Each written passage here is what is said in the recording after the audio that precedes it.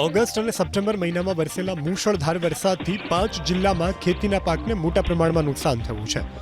મળેલી માહિતી મુજબ જિલ્લા મુજબ જો વાત કરીએ તો સૌથી વધુ વાવ-થરા જિલ્લામાં 1.78 લાખ હેક્ટરમાં 33%થી વધુ ખેતી પાકને નુકસાન થયું છે. વાવ-થરા જિલ્લામાં નુકસાનગ્રસ્ત વિસ્તાર પૈકી 42,624 હેક્ટર વિસ્તાર ડુબાણમાં છે. જે નુકસાનને લઈ સરકારે જાહેર કરેલા વિશેષ પેકેજ સાથે વાવ-થરા જિલ્લાને 499.72 કરોડની સહાય ચૂકવાશે. જ્યારે પાટણ જિલ્લામાં 1.37 લાખ હેક્ટર વિસ્તારમાં 33%થી વધુ નુકસાન થયું છે. જ્યારે નુકસાનગ્રસ્ત વિસ્તાર પૈકી 57,564 વિસ્તાર ડુબાણમાં છે.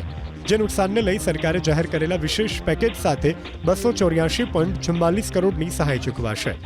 કચ્છ જિલ્લામાં 97,000 હેક્ટરમાં 33%થી વધુ નુકસાન થયું છે. જેને લઈ સરકાર તરફથી 159.68 કરોડની સહાય ચૂકવાશે.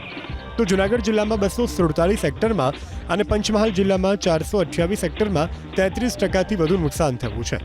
વાવ-થરા જિલ્લાના ભાભર, સુઈગામ, વાવ અને થરાદને સહાય મળશે. જ્યારે પાટણના રાધનપુર, સાંતલપુર, સમી, શંખેશ્વરને સહાય ચૂકવાશે.